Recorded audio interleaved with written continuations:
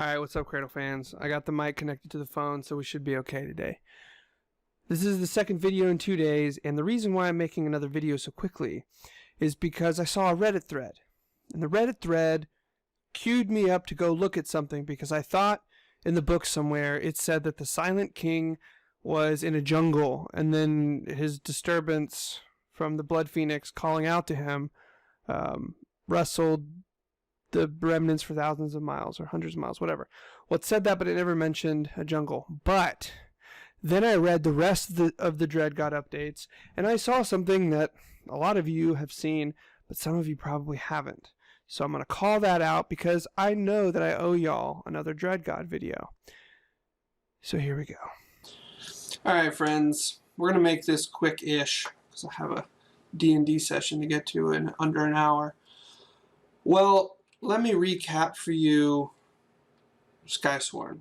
If you haven't read Skysworn, you should, because it's full of awesome information about the Dreadgods.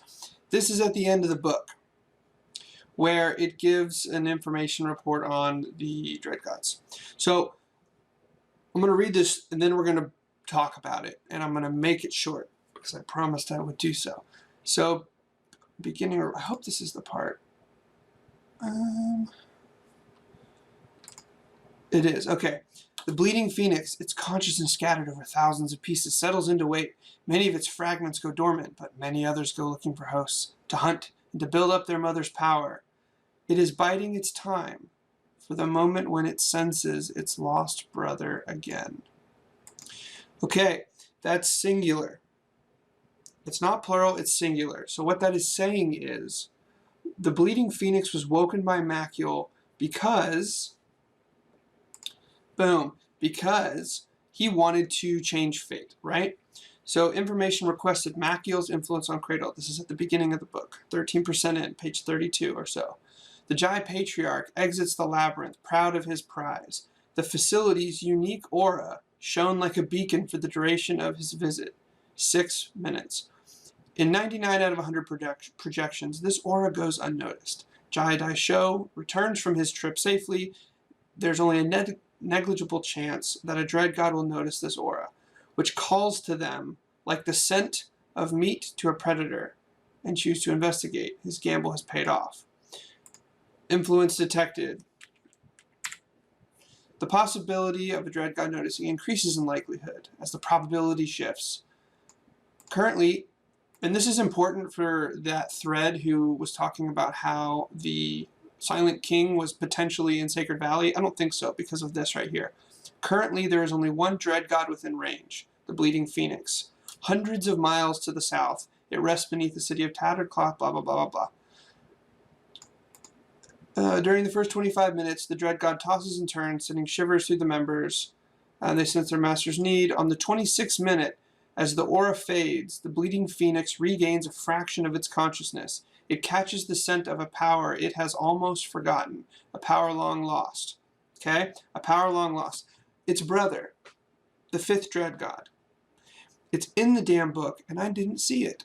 And I was on the Discord thread earlier, and I called it out, freaking out, because I tend to do that when I think I've discovered something new. And the veterans of the chat were like, you didn't know that already? We assumed that you did. So, don't ever assume I know stuff, friends. But this is cool. So, the only Dreadgod that makes sense to be inside the Labyrinth is Subject 1. It is the original Hunger Madra creature. And we've seen places like the Transcendent Ruins that rise up, that have had a Soulsmith Foundry that was meant to do experimentation on Experiment 1.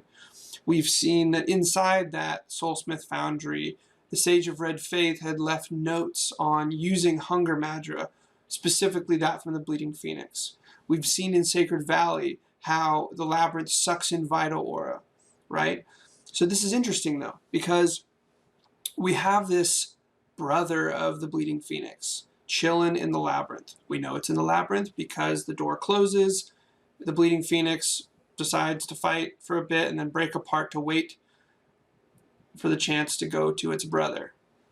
Well, There are two gateways to the Labyrinth. One is for sure a gateway to the Labyrinth. The other, I think, is a gateway to the Labyrinth that open on their own. Okay? One, you have the portal to the Aurelius homeland. That was probably put off cycle when Ethan was pushed through. That reset the 10 years because Ethan has been acting as if it will be 10 years from the time he went through.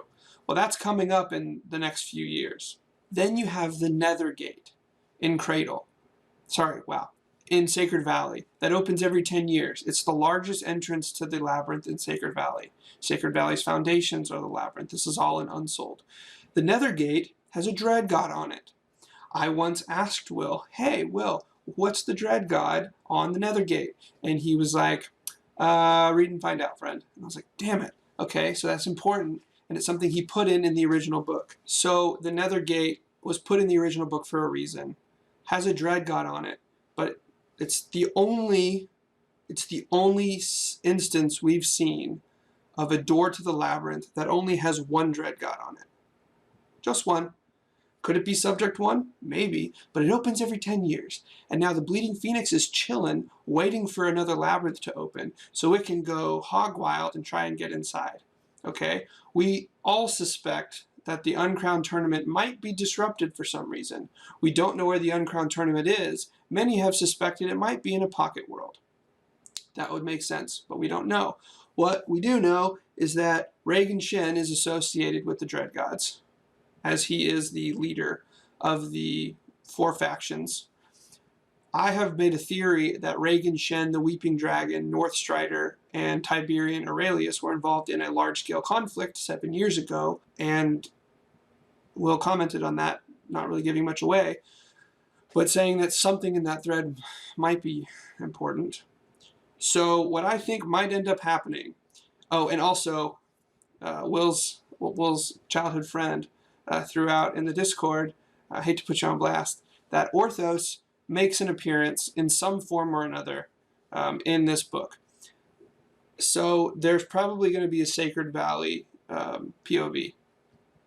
What if, and this is going out on a limb, the end of the book is an epilogue situation where Orthos, who's already at the base of Yoma Mountain, because he's with Kelsa, fighting at the base of Yoma Mountain, which is where the Nethergate is. What if the Nethergate opens, and then the Wandering Titan and the Blood Phoenix rise at the same time, and then all the monarchs at the Uncrowned tournament are like, what the fuck?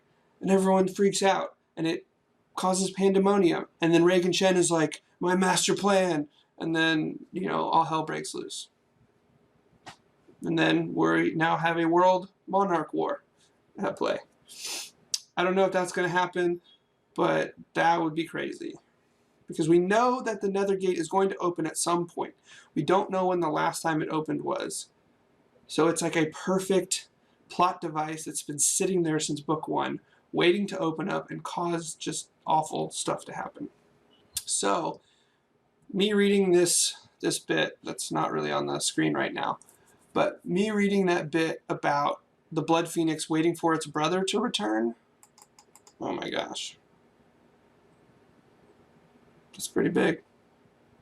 Now, that might be a plot device used in later books, but my dramatic self thinks that it will be the end of the Uncrowned tournament. That's what's going to happen to cause it all to happen. So, that's all I got. Thank you for watching. Like, comment, subscribe. You guys comment a lot. Let me know what you want the next video to be. I'm pretty sure it's going to be the 10 things I'm most looking forward to seeing in Uncrowned, but I thought that was going to be this video, and then I got sidetracked. So, thanks for watching.